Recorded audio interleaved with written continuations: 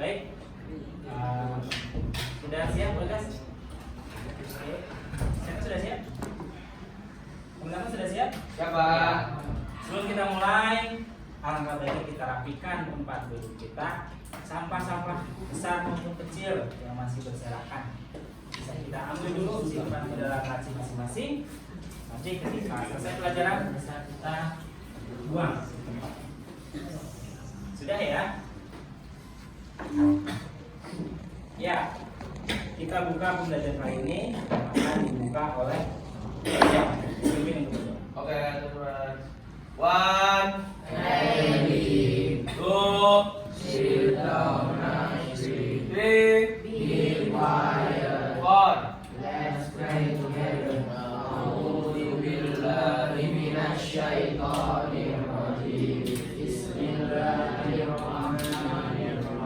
Raditu billahi rabba wa bil islami dina wa bi Muhammadin nabiyyan wa rasula.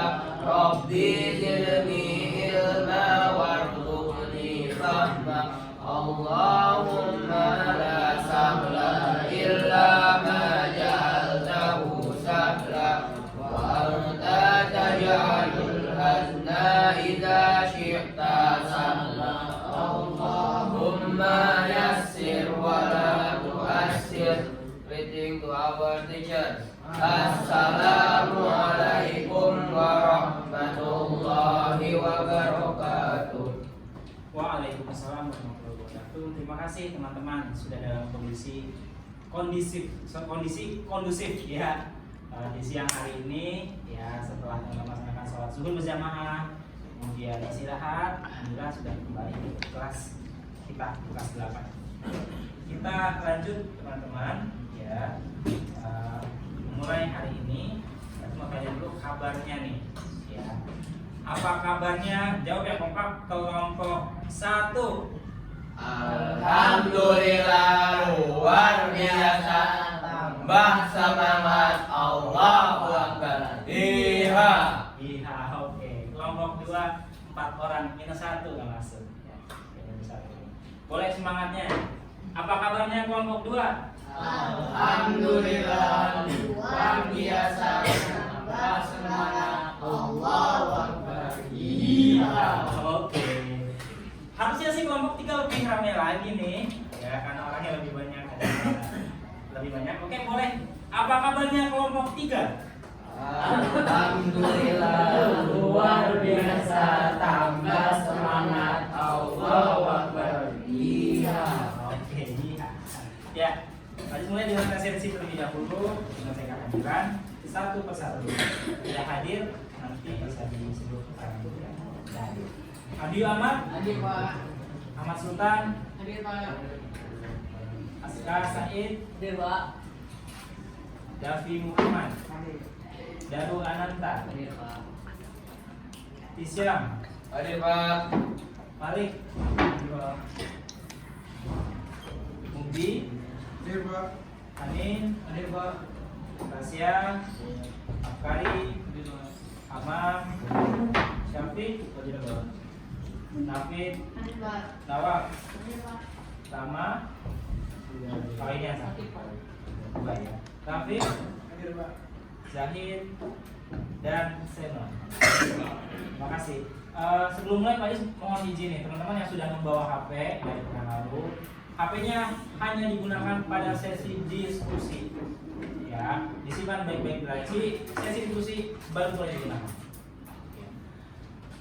Seperti yang sudah kita sepakat. Iya teman-teman, ini kita butuh pemanasan kayaknya. Ya. Pemanasan ya. Ada apa ya di Indonesia?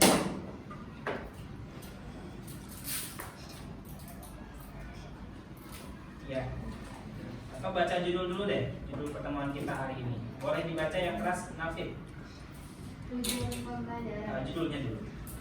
Nilai-nilai Pancasila sebagai dasar negara dan pandangan hidup. Ya, itu adalah materi yang akan kita pelajari hari ini. Teman-teman sudah mempelajari Pancasila sebagai dasar negara. Ya. Kalau dasar hukum tertinggi apa? UUD 1945, jangan ragu ya. Dasar Hukum Tertinggi Indonesia UUD 1945, dasar negaranya Pancasila. Sudah pelajari di pertemuan sebelumnya. Pertemuan kali ini yang tadi Nafid baca judulnya nilai-nilai Pancasila sebagai dasar negara dan pandangan hidup.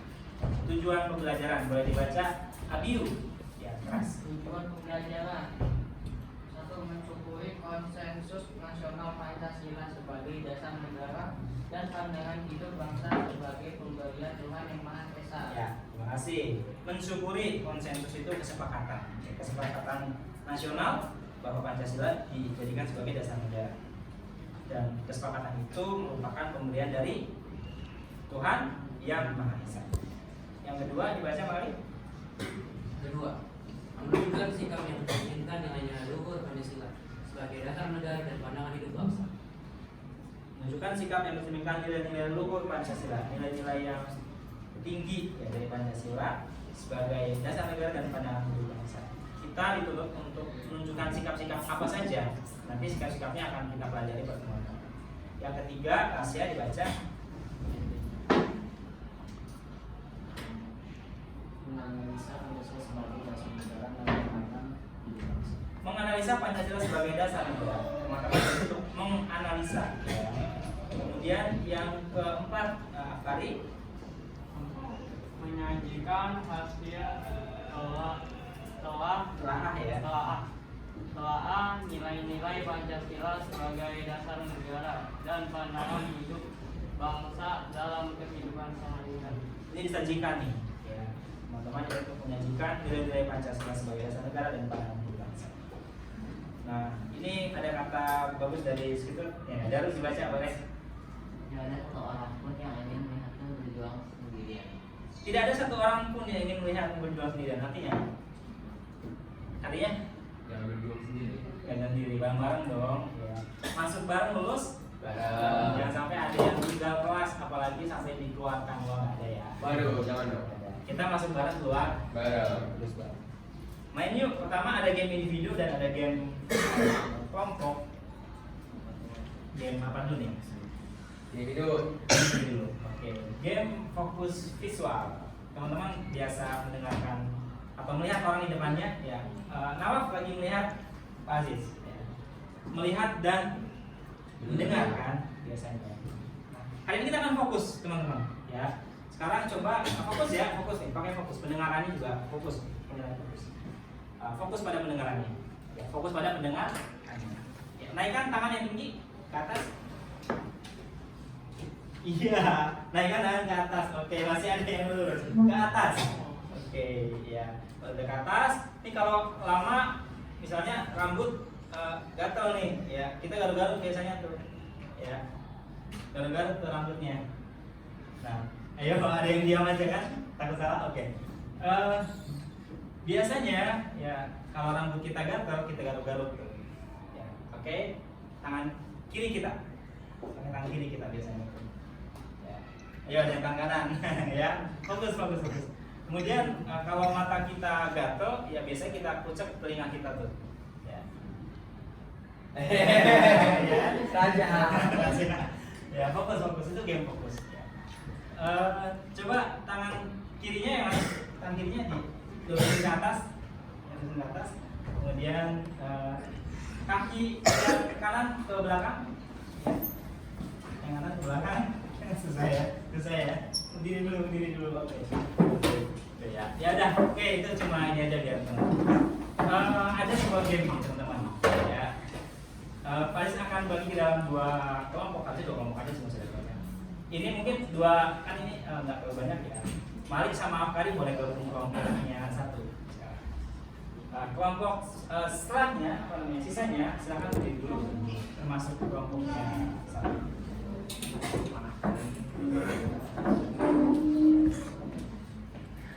Ayo diri, semangat nih, selamat siang nih. Ayo. Diri. Gamenya namanya burung kakak tua. Saya mau nyanyikan dulu nih. Kalau burung gimana? Simbolnya kira-kira mau gimana?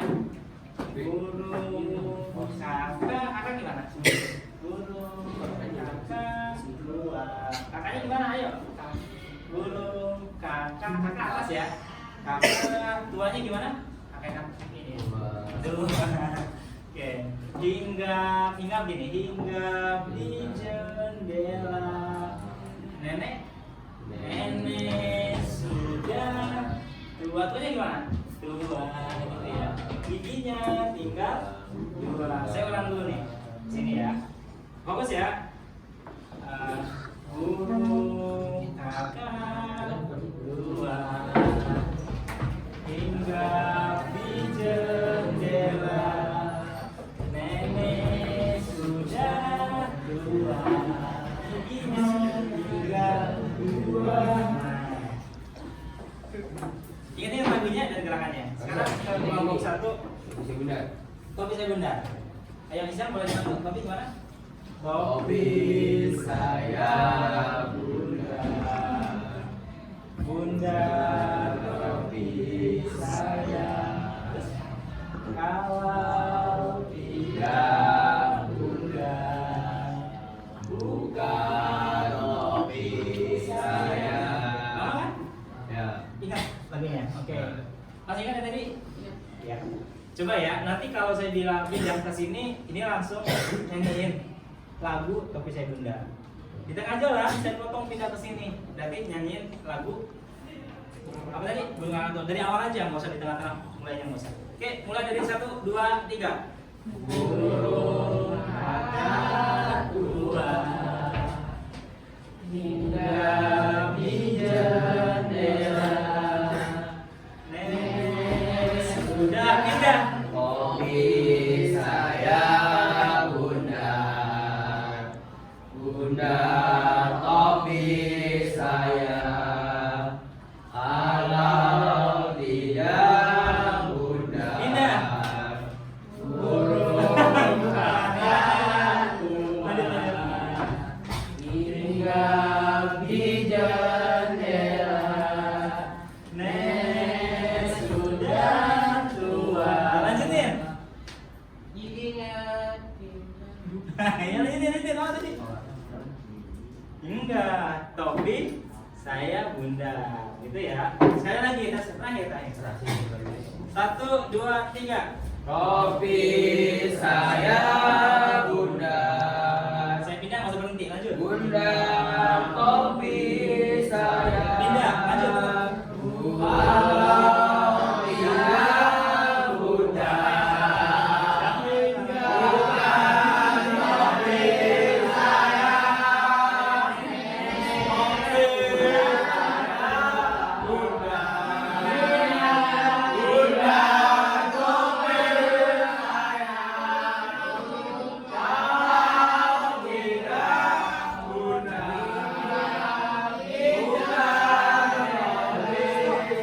Stop. Lanjut. Tadi saya bilang lanjut. Lanjut. Stop.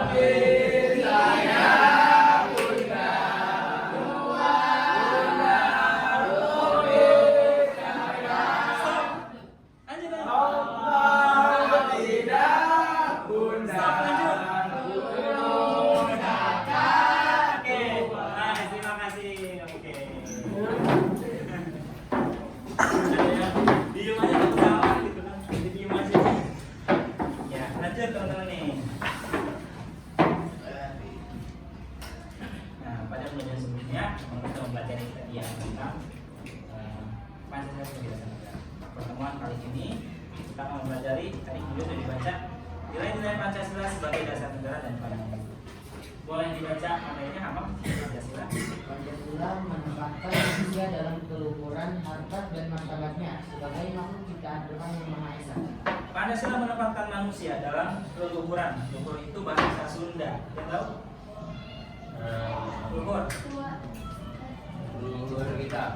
Ya, luhur bahasa Sundanya. Yang orang Sunda. Luhur.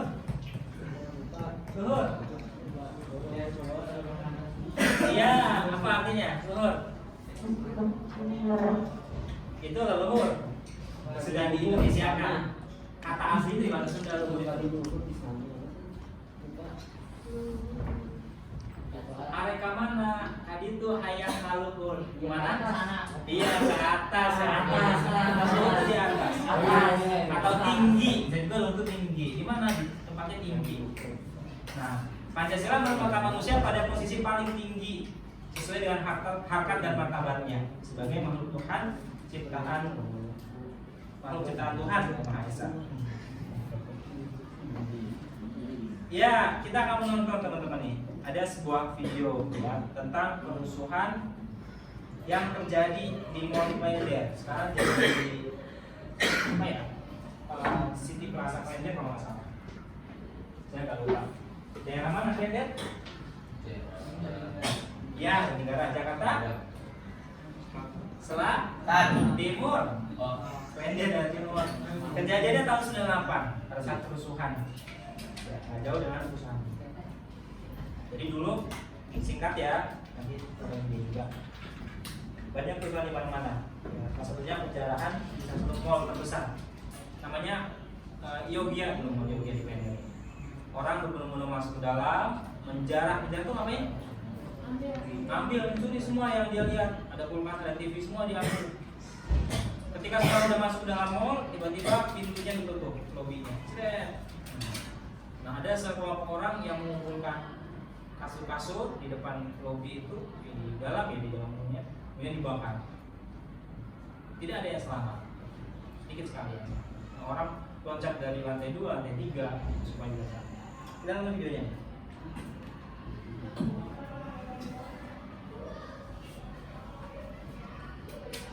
Boleh di-on-kan di sini ini.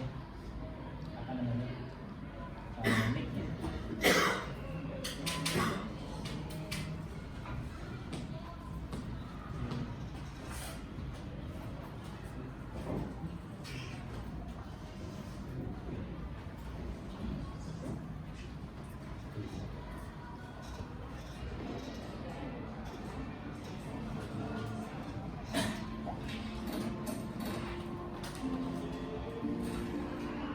Kerusuhan Mei 1998 adalah salah satu momen kelam bagi sejarah Indonesia. Pada saat itu lemahnya pemerintah akibat krisis moneter, kepercayaan dan serangkaian kasus kemanusiaan mengakibatkan terjadinya kerusuhan di mana-mana. Setidaknya 3 kota besar mengalami demonstrasi dan kerusuhan besar-besaran, terutama Jakarta. Serangan terhadap suatu etnis dan penjarahan menjadi momok paling menakutkan kala itu. Orang-orang mulai kehilangan akal sehatnya. Mereka mencuri, menjarah, dan melakukan tindak asusila karena pemerintah dianggap sudah tak memiliki kuasa atas rakyatnya. Salah satu lokasi yang menjadi saksi bisu Mall Klender. Mall Yogia Klender Jakarta Timur atau Plaza Yogia adalah salah satu mall yang ramai pada masanya. Ketika meletus kerusuhan 14 Mei 1998, mall ini menjadi salah satu sasaran warga untuk menjarah. Ketika penjara mencoba masuk, beberapa orang coba menahan namun tidak berhasil. Walaupun saat itu mall tutup, namun masih ada beberapa petugas yang pasang badan untuk menahan penjaraan. Namun beberapa provokator datang dan menggoreng semangat orang-orang untuk menjarah. Bahkan menurut kabar yang beredar, ada suara senjata api meletus di tengah-tengah kerumunan orang saat itu guna menakuti para penjaga mal. Saat itu mal ditinggalkan oleh para karyawan sehingga penjara terkesan leluasa menjarah apapun. Ketika celah terbuka, para penjara merangsek masuk ke dalam. Semua orang dari pria, wanita, muda dan dewasa ikut menjarah di dalamnya. Situasi saat itu amatlah mencekam. Mal dalam keadaan minim cahaya karena memang sedang tak beroperasi aliran listrik. Tiba-tiba sejumlah orang mengumpulkan pakaian dan kasur ke bagian tengah lantai 1. Tak lama mereka kembali dengan membawa bensin, minyak tanah dan menumpahkannya ke tumpukan kain dan kasur. Orang-orang yang melihat ini segera mencegahnya. Tapi agaknya orang-orang itu tidak menggubris permintaan para penjara yang melarang tadi. Mereka langsung menyulut api yang dengan cepat merambat di tumpukan kain dan pakaian itu, dan perlahan lantai 1 sudah menjadi terbakar. Nyala api langsung menyebar ke lantai 1. Mal yang gelap seketika muncul sinar dari arah bawah. Orang-orang mulai berteriak, namun sebagian lagi terlalu sibuk dan tidak menyadari hal itu dan terus menjarah. Tak butuh waktu lama untuk api itu menyambar hal-hal yang mudah terbakar di sekitarnya. lantai 1 Mall Plunder menjadi lautan api. Beberapa ada yang sempat keluar menyelamatkan diri. Sebagian lagi yang tengah menjara di lantai atas terkepung oleh api yang menutupi lantai 1. Seketika mereka panik, dan kepanikan semakin menjadi-jadi setelah sadar akses keluar benar-benar terkunci kecuali pintu depan saat mereka masuk. Dan saat itu pintu di depan pun sudah terkunci entah sejak kapan. Suhu ruangan terus naik, orang-orang mulai berteriak meminta tolong. Mereka lupa dengan harta benda yang sedang mereka jaga. Kini yang mereka pikirkan adalah bagaimana cara untuk selamat. Beberapa warga di luar mal melihat kobaran api mulai membumbung tinggi. Mereka melihat bayangan orang-orang yang tengah ketakutan di balik kaca-kaca mal. Warga kemudian berinisiatif membawakan kasur dan benda-benda lain jika saja ada yang nekat untuk melompat. Dan benar saja, beberapa dari penjara itu memilih melompat dan bertaruh dengan keberuntungannya. Beberapa selamat walau mengalami cedera karena meloncat dari tempat yang tinggi, dan ada di antaranya yang justru tewas. Sementara sisanya yang berada di dalam hanya menunggu keajaiban, menunggu pemadam kebakaran datang atau keajaiban lainnya. Mereka tidak punya keberanian untuk melompat, dan mereka juga tidak lagi memiliki jalan untuk keluar kecuali menginjak lautan api di lantai 1. Asap hitam membumbung tinggi, mereka yang terjebak mulai kesulitan bernafas. Beberapa di antara mereka akhirnya tumbang karena kekurangan oksigen. Sementara yang lain tidak terpikirkan untuk membantu temannya yang tersebut, karena ia pun tidak tahu cara untuk selamat dari kobaran api di hadapan mereka ini. Tragisnya, pemadam kebakaran dan warga kala itu gagal menyelamatkan mereka. Mall Plunder menjadi lokasi kematian tragis sedikitnya 400 orang yang tewas terpanggang api di hari itu. Badan mereka mengering dan menghitam, di antara mereka ditemukan dalam posisi saling berdekatan. Pemadam kebakaran mengerahkan segala upaya untuk cepat memadamkan api, namun keberadaan kain dan bensin serta letak sumber kebakaran yang berada di lantai 1 telah merembet hingga ke atas menyulitkan pemadaman. Ketika api telah padam dan dilakukan penyisiran lokasi, akhirnya ditemukanlah sisa-sisa tubuh manusia yang telah hangus terbakar. Tidak bisa dikenali apapun kecuali sebagian tanda seperti cincin emas atau kalung yang dipakai, disertai bau daging hangus semerbak menusuk hidung petugas dan warga yang ikut melakukan pencarian. Baju, kulit, dan rambut semua habis terbakar. Para petugas mengevakuasi jasad korban dan menaruhnya di dalam plastik hitam. Warga yang merasa keluarganya kemungkinan berada di dalam mal saat kejadian diminta untuk datang untuk mengenali sisa-sisa dari jenazah waktu masih hidup. Namun banyak di antara mereka pulang dengan tangan hampa karena tidak mampu membedakan mana bapaknya, mana anaknya, mana istrinya, dan mana saudaranya. Kejadian naas ini menjadi polemik besar dan masih sering dipertanyakan hingga sekarang. Benarkah memang ada unsur kesengajaan dalam proses terbakarnya Mall Plunder? Beberapa saksi mata mengatakan bahwa ada provokator yang sengaja menyuruh warga masuk ke dalam mal. Lalu tak lama ia bersama beberapa orang lainnya datang dan memecahkan kaca-kaca mal, dan orang-orang yang sama juga menyulut api di dalam mal saat banyak orang mencegahnya.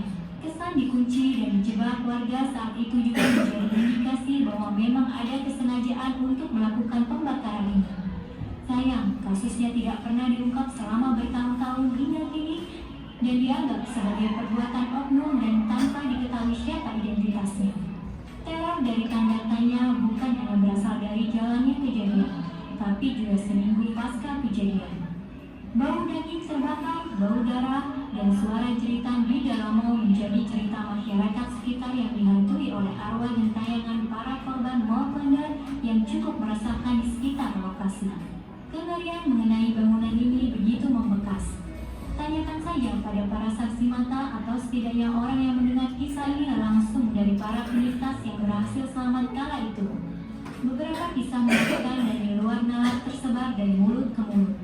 Bahkan ada beberapa di antaranya adalah orang yang merasakan atau melihat langsung. Ya, Mall Plunder berubah jadi mal mengerikan dengan aura mistis yang luar biasa. Selama beberapa waktu bangunan ini masih dalam bentuk lamanya, lengkap dengan bagian taman bekas kebakaran saat itu. Hingga akhirnya Mall Plunder ini direnovasi menjadi mall modern yang mencoba lepas dari kesan horor yang terlanjur melekat padanya. Nama mall ini sekarang adalah City Plaza Plunder. Para korban yang tidak dapat dikenali akhirnya dikuburkan secara massal di lokasi tersendiri pada pemakaman umum di Pondok Rangon. semilikonik yang berada di sisi pemakaman massal tersebut, berbentuk tangan di balik kain yang tengah dijahit dengan jarum benang.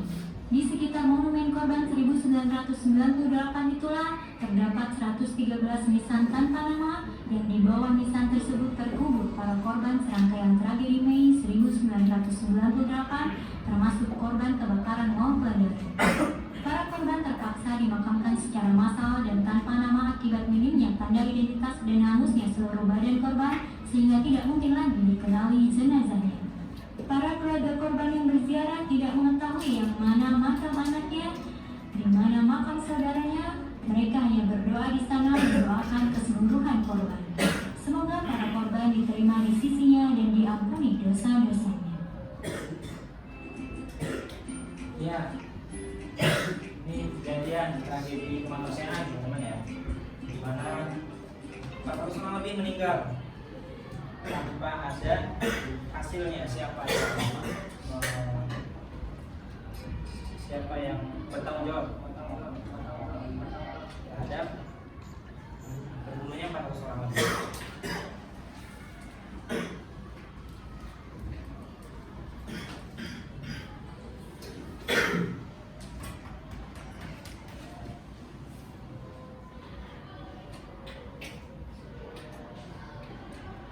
Nah, ini materi teman-teman yang kita akan pelajari hari ini. Nilai-nilai Pancasila sebagai dasar negara dan pandangan hidup. Ya, teman-teman di kelas 7 sudah pasti berikan ya lembaran yang berisi 45 butir nilai-nilai Pancasila. Sila pertama bunyinya apa nih? Ketuhanan Yang Maha Esa. Dalam Ketuhanan Yang Maha Esa nanti ada sub-subnya, ada bagian-bagiannya, ya, yang sesuai dengan sila Ketuhanan Yang Maha Esa. Apa contoh perilaku yang sesuai dengan sila pertama? Daru. Contoh perilaku yang sesuai dengan sila pertama. Pengamalan sila pertama. Tidak mengganggu orang lain yang sedang beribadah. Ya. Terima kasih. Tidak memaksakan suatu agama dan kepercayaan terhadap Tuhan Yang Maha Esa pada orang lain. Yang kedua, ini sila kedua bunyinya apa? Raffi? Beribadah, mengembangkan sikap tidak semena-mena terhadap orang lain. Yang ketiga, boleh apa? Persatuan Indonesia, mengembangkan persatuan Indonesia atas dasar Bineka Tunggal Ika. Jangan membiarkan hatimu pergi darimu, kecuali pikiranmu mempunyai kaki dan menjauhimu. Matrix Star. Terjemah itu apa itu Pak? Jangan membiarkan hatimu pergi darimu, kecuali pikiranmu mempunyai kaki dan menjauhinya. Keren sih. Jangan membiarkan hatimu pergi darimu. Hati tidak pergi dari diri kita nih. Jadi semua pakai hati, nggak boleh pakai nafsu atau yang lain. Kecuali pikiranmu mempunyai kaki dan menjauhi. Kecuali kita nggak punya pikiran, jadi nggak usah pakai hati. Gitu.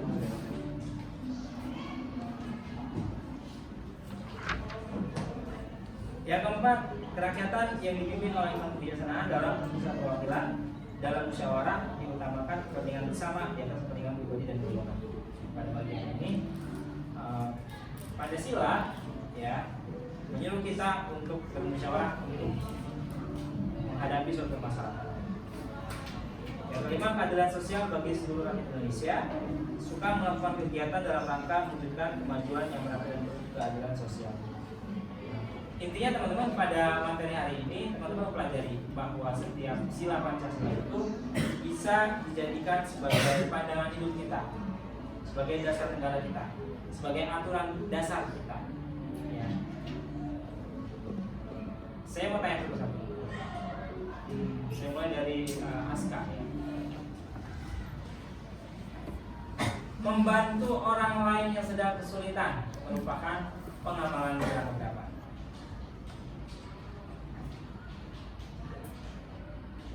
Dalam konteks membantu orang lain demi persatuan, 3. Tapi demi kemanusiaan, 2. Rahasia pulang dari sini, saya sampai rumah maghrib, lalu rahasia melakukan sholat maghrib. Berarti rahasia mengamalkan sila berapa? Kedua apa satu?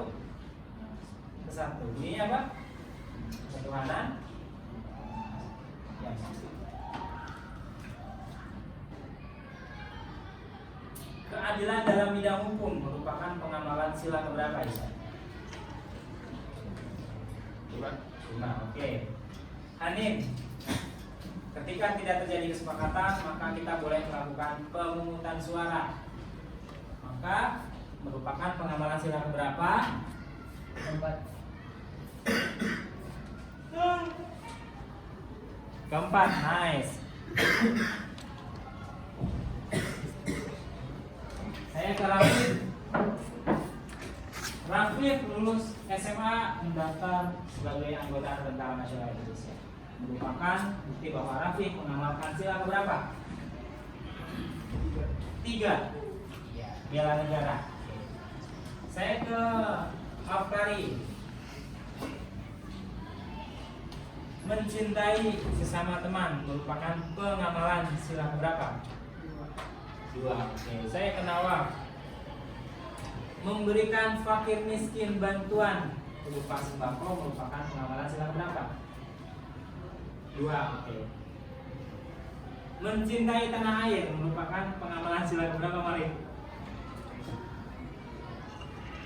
Cinta tanah air. Ayo, 2, benar nggak? Ya, cinta tanah air. Persatuan Indonesia. Jangan tegang banget ya, Pak ya. Yo, Abiyu. Memberikan hak orang warga negara untuk mencapai pendidikan yang layak, pendidikan tinggi secara merata. Bisa kemanusiaan, bisa juga sila ke keadilan dalam bidang pendidikan. 5. Ya. Sultan menyayangi adik, membantu merawat adik merupakan pengamalan sila ke 2. Toleransi terhadap keberagaman suku merupakan sila ke dan keberagaman suku bisa 3, bisa 2. Tidak bersikap rasis warna kulit merupakan pengamalan sila ke berapa, Davi? 3, bisa juga ke 2. Lebih kemana ya? Persatuan.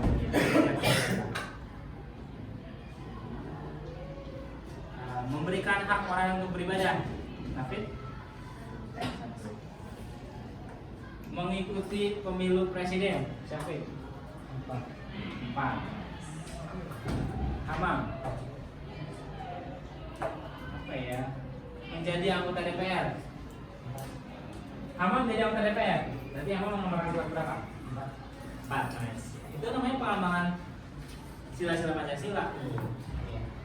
Ada yang positif, ada yang negatif. Yang positif kalau dilaksanakan, yang negatif kalau kebalikannya. Misalnya tadi kita disuruh untuk menjaga kemanusiaan. Kebalikannya berarti kalau kita melanggar kemanusiaan, gitu ya. Nah, Pancasila dapat dimulai dari kehidupan sehari-hari, seperti dalam lingkungan keluarga, lingkungan sekolah, lingkungan masyarakat, dan lingkungan berbangsa bernegara. Rahasia sholat, lingkungan rumah, jadi masyarakat bisa juga kalau sholat di masjid. Rahasia sopan terhadap orang tua. Rahasia membantu korban gempa di Cianjur. Misalnya ya, itu masuk bentuk pengamalan dari Pancasila. Kita mulai diskusinya teman-teman ya. Kelompoknya sesuai yang sudah dibentuk minggu lalu. Kelompok 1, kelompok 2, kelompok 3. Diskusinya mudah sekali. Teman-teman akan diberikan sebuah masalah, problem ya. Dari masalah itu teman-teman bisa menggunakan HP untuk mencari ya deskripsi atau linknya deh, link YouTube yang terkait dengan masalah itu. Nanti akan saya berikan masalah. Kemudian dicari penyebabnya apa dari masalah tersebut dan apa solusi yang menurut teman-teman tepat untuk mengatasi permasalahan tersebut.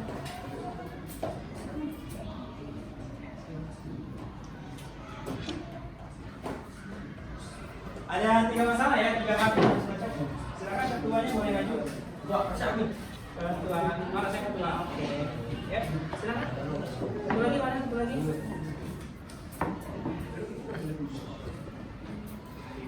Oke. Ada 3 masalah. Saya ke kelompok 1. Dibaca masalahnya apa yang kebagian? Saya keras sekali. Rapat DPR Mikrofon rapat DPR dimatikan sepihak. Ya. Nomor 2 apa nih? Klaim Malaysia atas alat musik angklung. Malaysia mengakui itu alat musik tradisional angklung sebagai budayanya. Kemudian nomor 3 apa, Hafiz? Tragedi Ninja membantai Kiai di Banyuwangi tahun 19. Tragedi Ninja. Tahun 98 ada ninja di Indonesia, teman-teman.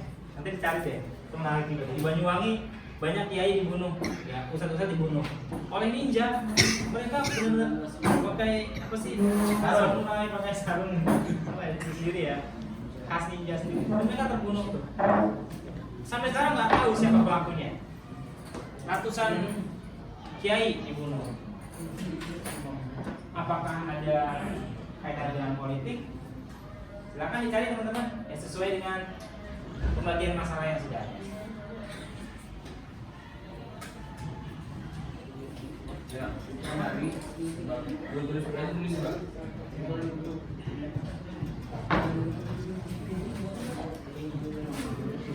Untuk linknya di WA ke Pak Aziz ya.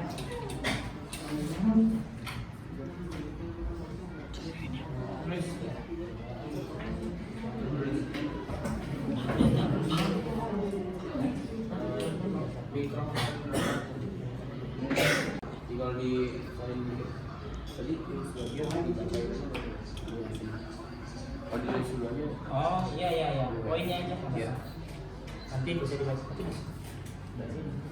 Iya. Iya. Ya ini seru nih, nonton dulu. Dipahami dulu ya. Ini boleh. Ada kendala nih nomor 2 apa? Video susah tentang klaim Malaysia atas musik angklung. Boleh pakai kertas video.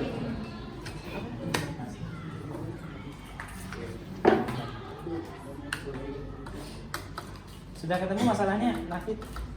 David? Gimana tadi kejadiannya? Kejadian di Banyuwangi Banyuwangi.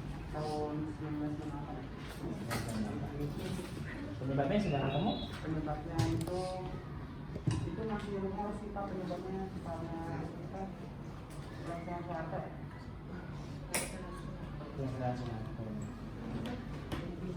Penyebabnya itu berkaitan dengan politik ya? yang berkaitan dengan politik.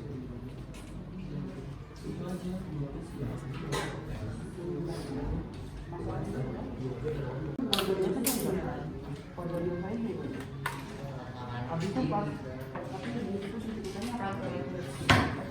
di dari ke atas dia pura-pura dia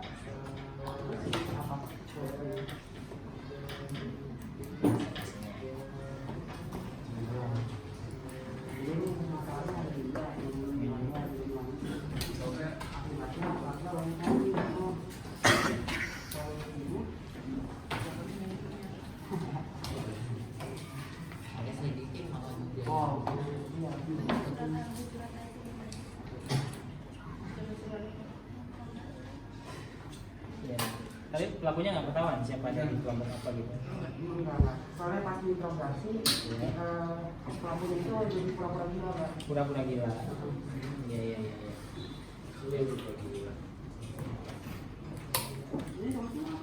Baik. Gas. Bisa mulai ya? 1, 2, 3. Ya, waktunya sudah habis. Kita lanjut. Kita lanjut untuk presentasi kelompok. Nanti setiap kelompok diwakili oleh 1 orang. Kelompok 1 Isyam, kelompok 2 Nawaf, kelompok 3 Davi.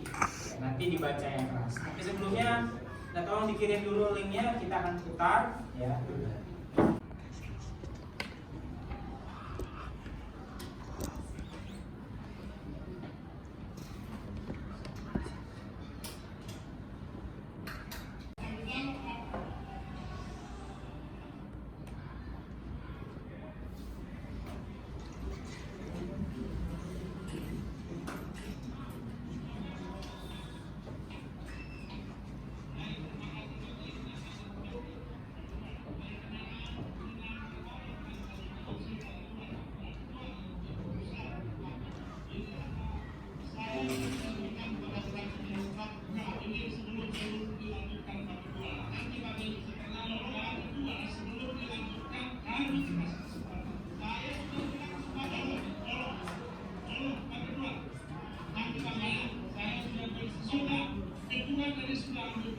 perusahaan. Setelah itu kami ingin menyampaikan nanti setelah pandangan dari pemerintah dulu sebelum pemerintah tidak kami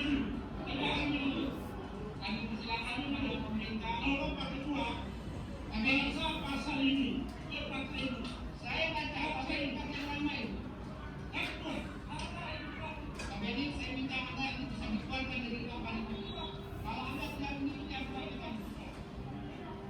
Dengan ini, saya minta instruksi Anda nanti setelah saya instruksi. Saya takut melakukan. Tolong saya ini. Baik, Bapak Ibu sekalian, Pak Ketua, instruksi akan kita terima setelah pandangan dari pemerintah. Pak Ketua, sebelum pemerintah yang sangat saya banggakan dan hormati, tolong kasih saya 1 menit. 1 menit. Saya akan dalam kesempatan 1 menit. Ya, 1 menit. Silakan kepada pemerintah untuk menyampaikan pandangan. Nanti setelah pemerintah berkata demikian, maka kami fraksi Demokrat menyatakan walk out dan tidak bertanggung jawab, Pak.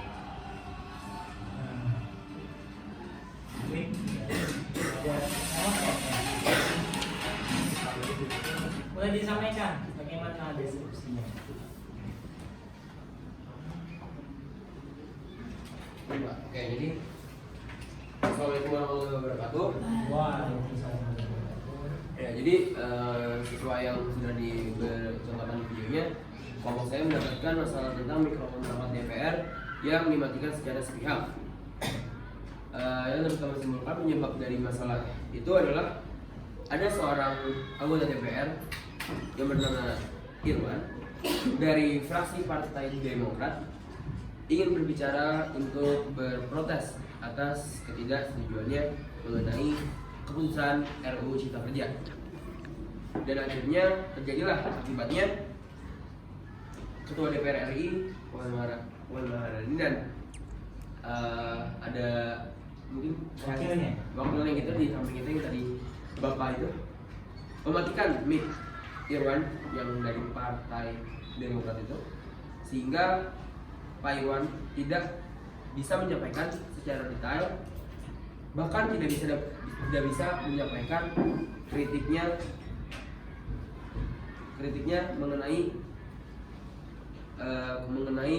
ketidaksetujuannya mengenai RUU Cipta Kerja. Dan karena hal itu Ketua DPR RI dicap keenak-enakan dalam peristiwa tersebut.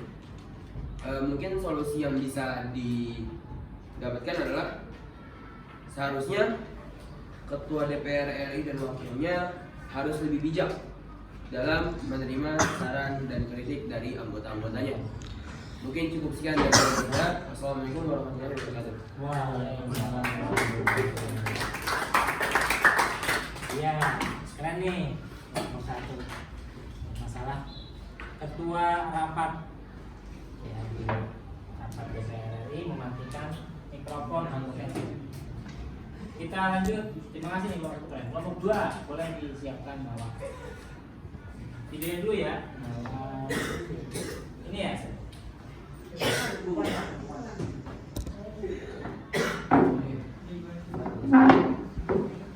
Ya, ini menggunakan link ya.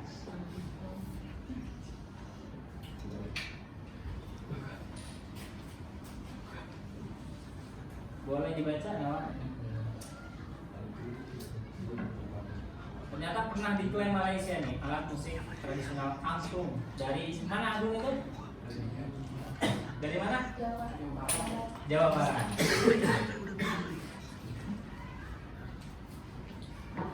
Dibaca enggak? Setengah boleh. Halo. Angklung adalah salah satu alat musik tradisional yang terkenal dari Jawa Barat. Sejarah penciptaannya sudah ada sejak abad 15 sampai 16 Masehi.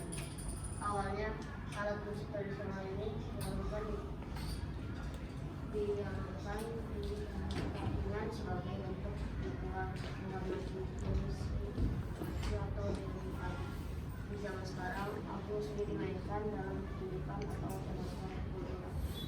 Tapi banyak masyarakat yang belum memperhatikan dan merawatnya sebagai warisan budaya bangsa.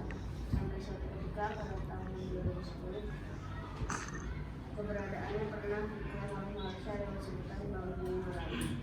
Sebagai Ignatius, pemerintah pun mengupayakan agar aku diapostolikan. Iya. Ini sejarahnya ya, terima kasih nih. Jadi pernah diakui oleh Malaysia tahun 2010 sebagai budaya asli Malaysia. Boleh dilanjutkan apa penyebab dan solusinya dari nama? Lebih keras soalnya. Penyebabnya, satu, masyarakat Indonesia menjadikan usaha menjaga dan melestarikan sebagai sebuah kebutuhan. Kedua, informasi terkait kearifan budaya lokal merupakan menyebar luas hingga rasa ingin tahu yang kurang. Solusinya, pertama, mengajarkan budaya Indonesia kepada orang lain. Dua, menjaga dan melestarikan budaya. Tiga, tidak melupakan budaya negara. Empat, tidak mudah terpengaruh oleh budaya lain. Lima, kenapa budaya ke dunia internasional. Iya, terima kasih. Kasih aplaus untuk kelompok 2. Kita lanjut kelompok 3 dengan permasalahan ninja. Ternyata ninja ada di dunia nyata ya. Kita lihat.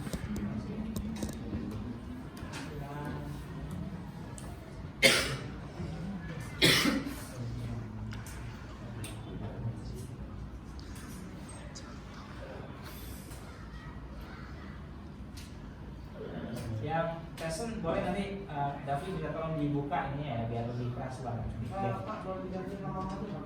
Boleh, tapi yang keras dibuka aja nanti sebentar ngobrol. Ya suaranya lebih keras nanti masuk ke perangkat. Ya bagas lah. Nanti ya setelah.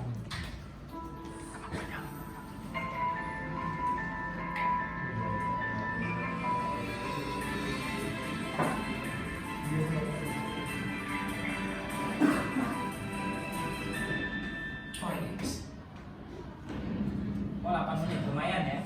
Oke lah. Nobar. Assalamualaikum warahmatullahi wabarakatuh. Halo teman-teman semua, kembali lagi ya. Jumpa dengan channel Biko Story. Channel yang membahas berbagai hal, kisah dan juga kasus dalam kemasan cerita bergambar. Nah, setelah sebelumnya aku membahas mengenai kebal dari Sulawesi dan juga video mengenai akibat dari kanuragan, di video kali ini agak sedikit berbeda. Yang ingin aku menceritakan adalah fakta sejarah yang pernah terjadi di Jawa Timur, Banyuwangi khususnya. Dan kisah ini aku kumpulkan dari berbagai sumber. So, kalau kalian tahu fakta lain atau punya pendapat lain, silakan kalian share di kolom komentar ya. Oke, kita kembali ke tahun 1998, di mana Jawa Timur pernah menjadi tempat paling mencekam. Kala itu, jangankan keluar malam, setelah maghrib saja, orang-orang sudah menutup rapat-rapat rumahnya. Ya, mereka takut jika beraktivitas di luar, nyawanya akan terancam oleh pembunuh yang kala itu populer dengan nama ninja. Awal mula kejadian ini berasal dari isu tentang dukun santet yang pada saat itu menebarkan keresahan. Sebuah versi mengatakan jika para ninja ini diutus oleh pihak tertentu untuk membunuh para dukun tersebut. Hal ini juga tersirat dari sebuah pesan radiogram yang kala itu dikeluarkan oleh Bupati Banyuwangi, yaitu Purnomo Sidik. Isinya adalah menghimbau kepada para aparat pemerintah untuk mendata orang-orang yang diduga memiliki ilmu hitam. Nah, tapi karena kurangnya strategi, akhirnya radiogram ini pun bocor ke publik. Alih-alih dilaporkan ke pejabat setempat, orang-orang yang diduga dukun itu justru langsung dihabisi oleh masyarakat itu sendiri. Nah, kejadian ini terus berlarut-larut hingga akhirnya muncul sosok ninja di tengah-tengah konflik tersebut. Berbagai macam opini masyarakat pun akhirnya muncul tentang sosok ninja ini. Ada yang mengatakan jika mereka ini ditugaskan untuk menghabisi para dukun. Namun pada kenyataannya justru kebalikannya. Korban yang berjatuhan malah datang dari kalangan ulama dan juga guru-guru ngaji. Banyuwangi jadi kota pertama yang menerima kejadian ini. Ketika masa mencekam ini, dalam sehari paling tidak ada 2 orang yang mati dibunuh, dan dipastikan mereka adalah orang-orang yang lurus agamanya. Namun, seiring berjalannya waktu, wabah ninja ini semakin mencekam ketika ternyata targetnya tidak merupakan orang yang alim.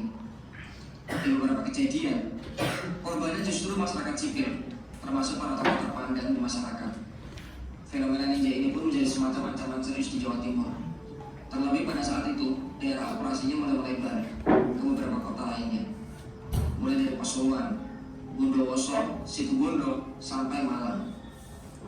Nah, menurut tim investigasi yang berasal dari organisasi masyarakat, jumlah korban sendiri sudah mencapai 147 orang, dan itu hanya di Banyuwangi saja. Banyak sekali saksi mata yang mengatakan bahwa jika sosok ninja ini benar-benar seperti yang ada dalam film-film Jepang, berupa sosok yang berpakaian hitam-hitam dan mereka menggunakan cadar. Versi yang lain bahkan ada yang mengatakan bahwa mereka ini berwarna biru. Nah, tak hanya dari tampilan, sosok ninja ini pun dikatakan berlari dengan sangat cepat, menghilang, bahkan melompat dari satu pohon ke pohon yang lain. Ya, seperti yang terjadi di film-film. Ada yang mengatakan pula, jika sosok yang satu ini bisa berkamuflase dengan baik. Dalam hal ini mereka berpura-pura menjadi orang gila. Fenomena orang gila ini sendiri juga menjadi perhatian khusus. Pasalnya, makin banyak jumlah orang gila yang muncul di tengah kejadian ini. Bahkan masyarakat yang katanya pernah menangkap ninja ini mengatakan bahwa sosok itu tiba-tiba berubah menjadi orang gila pada saat ditangkap.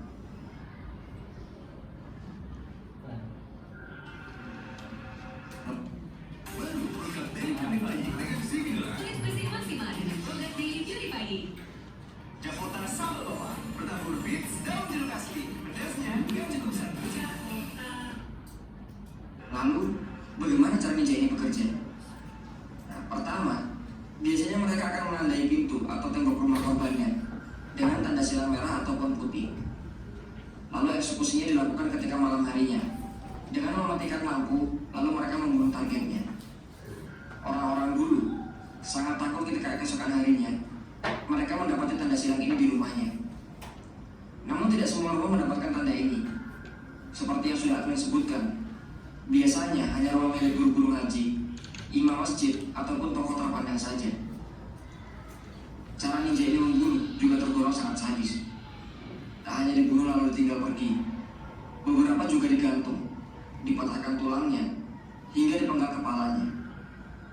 Meskipun bisa membunuh dengan taktis, nyatanya tak semua target berhasil disingkirkan oleh para ninja. Beberapa berhasil lolos dengan melakukan perlawanan dan kemudian menceritakan mengenai ninja ini, yang sebenarnya juga masih sangat samar-samar di kalangan masyarakat. Masyarakat yang jengah dengan ketakutan akhirnya melakukan perlawanan. Ya, dulu sis kambing yang mati akhirnya digalakan kembali. Para pria dewasa berkumpul dan berjaga, sedangkan anak-anak dan wanita mengunci semua pintu dan jendela rumahnya. Cara ini sedikit membuahkan hasil, dengan 1-2 ninja berhasil ditangkap. Masyarakat menjadi sangat waspada ketika itu. Sebagai dampaknya, mereka menganggap para aparat gagal menjaga keamanan karena tak mampu meredam ancaman ini. Nah, tak cuma dengan berjaga tiap malam, tindakan preventif juga dilakukan dengan menanam tanaman kelor di depan rumah yang katanya bisa menangkap ilmu hitam. Tak hanya menanam tanaman kelor, tiap-tiap orang bahkan para wanita itu juga dibekali dengan bambu kuning di tangan mereka. Konon, katanya bambu ini bisa membuat para ninja akan sangat kesakitan.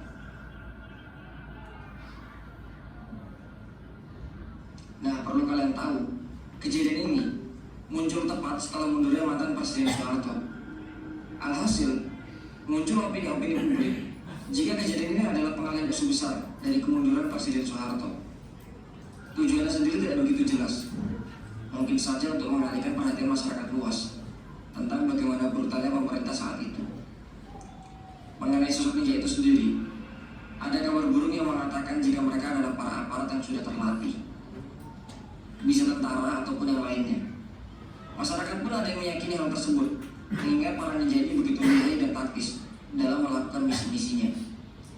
Orang biasa secara logika tidak mungkin bisa seperti itu, kecuali mereka sudah dilatih selama bertahun-tahun. Namun kembali lagi, tidak ada bukti nyata, dan semua ini hanya dugaan semata. Fenomena ini pada akhirnya lenyap begitu saja. Tak ada tindakan, tak ada peradilan, atau siapa yang ada di balik kejadian tersebut. Kejadian ini juga sebenarnya syarat akan pelanggaran HAM yang sangat berat. Akhirnya, kejadian ini menjadi salah satu fenomena yang paling misterius yang pernah terjadi dan pada ujungnya tidak pernah terungkap. Oke, Itulah misteri ninja yang pernah terjadi di Jawa Timur, khususnya di Banyuwangi.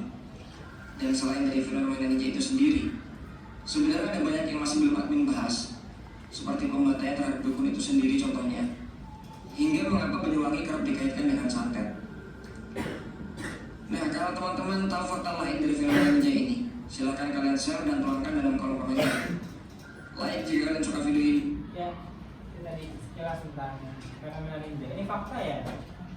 Habis kelas 1 SD melakukan itu. Kalau udah jam 5 itu anak harus udah pulang semua. Jam 6 pintu ditutup. Setelah fenomena ini muncul juga di Jakarta itu fenomena kolor hijau ya. Yang tahu ada terus. Juga sama banyak korbannya. Boleh dijelasin sebabnya. Assalamualaikum warahmatullahi wabarakatuh. Waalaikumsalam. Saya mewakili dari kelompok 3. Ada yang mau masuk?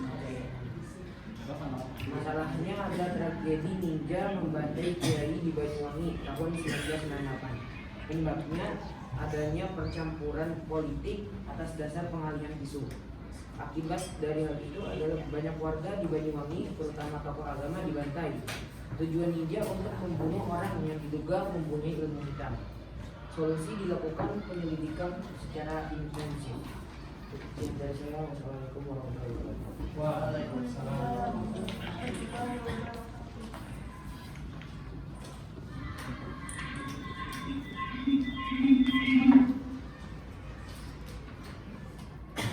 Ya.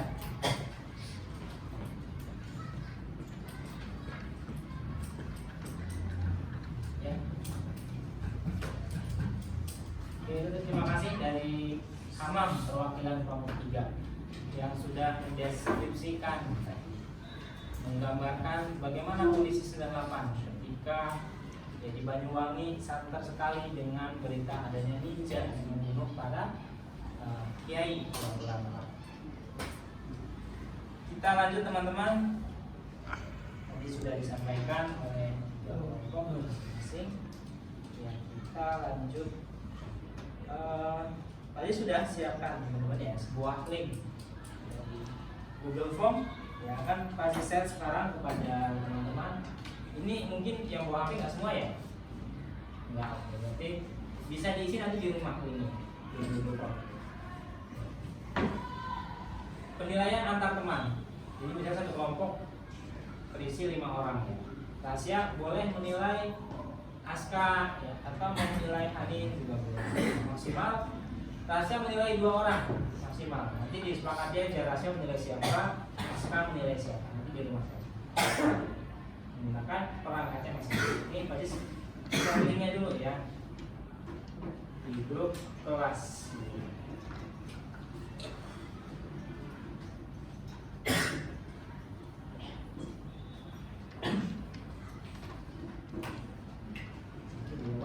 Jangan lupa diisi.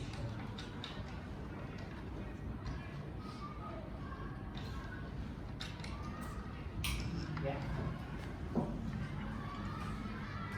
Baik. Sebelum kita melaksanakan tes ya, kita akan tes teman-teman. Kita akan menguji tadi ya, menguji sejauh mana pemahaman teman-teman terhadap materi yang kita bahas hari ini. Akan dibagikan nanti lembar kerjanya, tapi kita tolong disimpulkan dulu nih ya, disimpulkan dulu nih ya. Dari Hanin, boleh Hanin mau menyimpulkan apa yang Hanin pelajari dari nilai Pancasila hari ini. Silakan. Hari ini saya telah mempelajari nilai Pancasila sebagai dasar negara dan peradaban hidup. Ya, sudah mempelajari. Kira-kira setelah mempelajari apa keinginan Hanin mengenai nilai Pancasila sebagai tadi? Menerapkan Pancasila di kehidupan sehari-hari. Menerapkan Pancasila. Boleh nanti diterapkan teman-teman yang sudah kita pelajari tadi. Dan sila pertama saya bilang melaksanakan sholat. Tadi juga ada yang membantu orang yang sedang kesulitan. Ya, ini minta tolong dibagikan Pak Afif pada teman-teman yang lain. Hanya berisi 5 soal saja, dikerjakan mandiri ya. Nanti kita langsung koreksi hari ini. Kita bahas hari ini.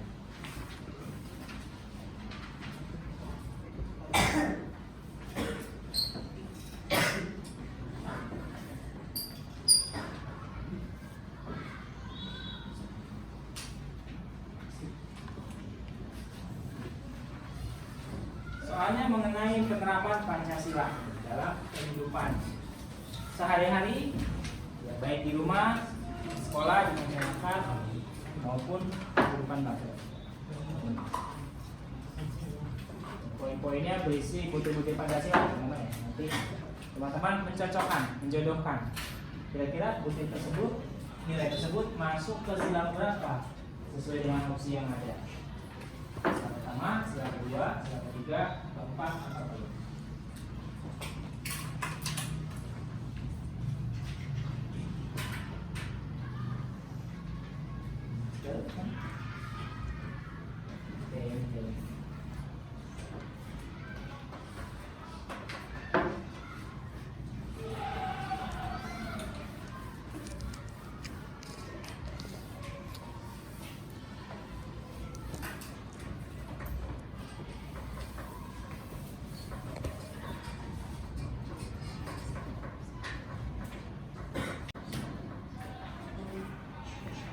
Kolom nama di kelas atau jangan lupa ya.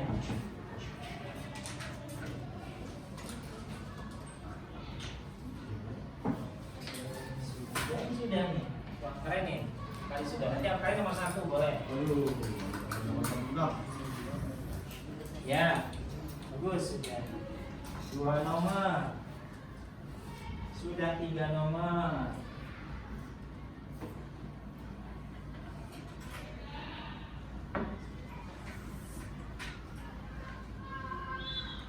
Ya, saya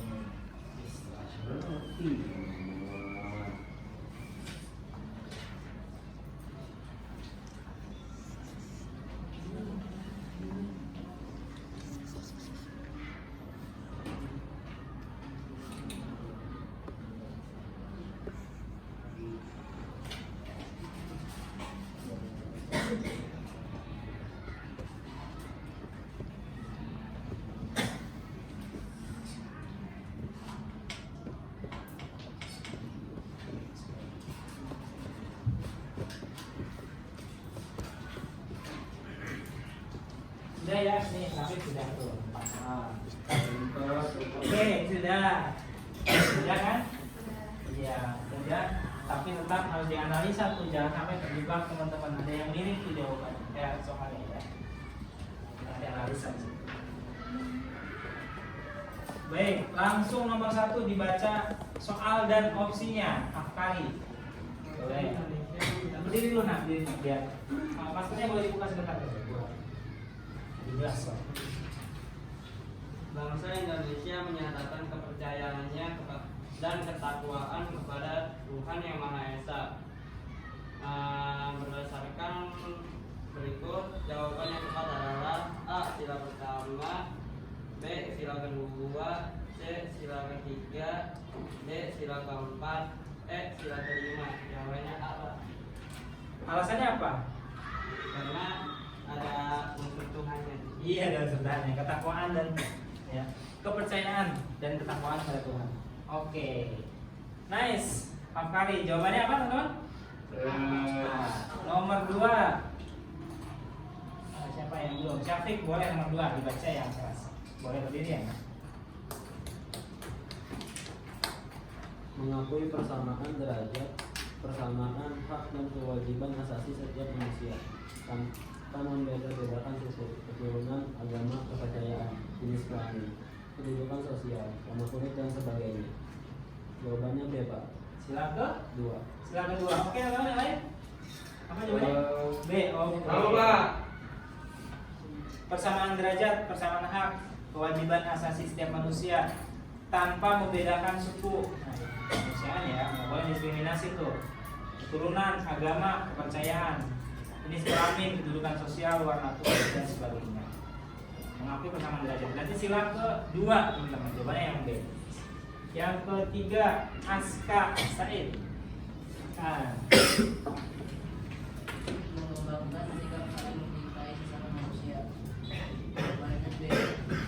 mencintai sesama manusia. Sila kedua, mengembangkan sikap saling mencintai sesama manusia. Oke. Yang keempat boleh Malik yang keras dibaca sambil berdiri. Ya, Pak. Mampu menempatkan persatuan, kesatuan, serta kepentingan dari keselamatan bangsa dan negara sebagai kepentingan bersama di atas kepentingan pribadi dan golongan. Jawabannya silakan 3. Ya, terima kasih. Betul ya. Mampu menempatkan persatuan, kesatuan dan kepentingan keselamatan bangsa dan negara sebagai kepentingan bersama di atas kepentingan pribadi dan golongan. Ini kan cinta tanah air ya. Sila ketiga. Nice. Terakhir nomor 5. Siapa? Yang mau? Yang mau? Ada. Yang mau? Sultan yang keras. Berdiri. Baca yang keras ya. Musyawarah untuk mencari mufakat diikuti oleh semua kekeluargaan. Jawabannya adalah sila keempat. Kenapa keempat? Karena musyawarah. Ada musyawarah untuk mencapai mufakat itu kan, teman-teman? Mufakat itu mufakat. Mufakat mufakat kesepakatan. Mufakat kesepakatan ya. Oke, ya teman-teman silakan dikumpulkan di kelompok 1.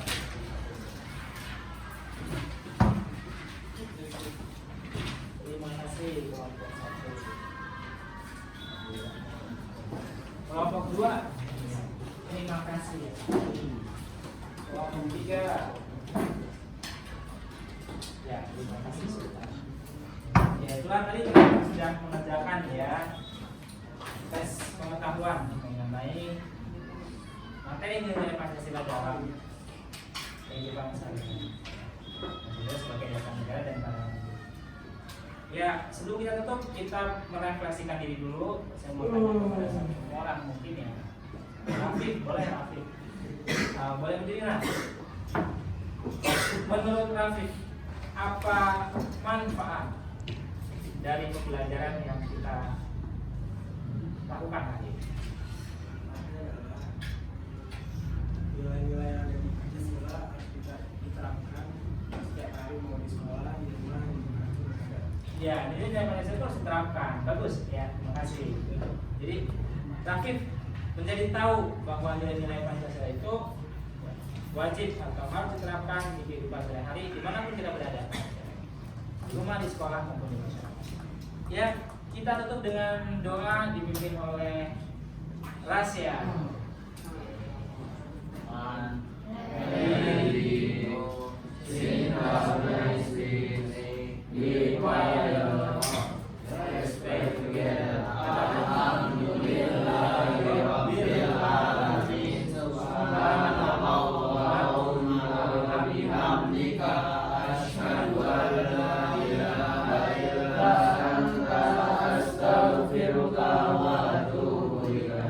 Greeting to our teacher. Assalamualaikum warahmatullahi wabarakatuh. Waalaikumsalam warahmatullahi wabarakatuh. Terima kasih, sehat selalu teman-teman.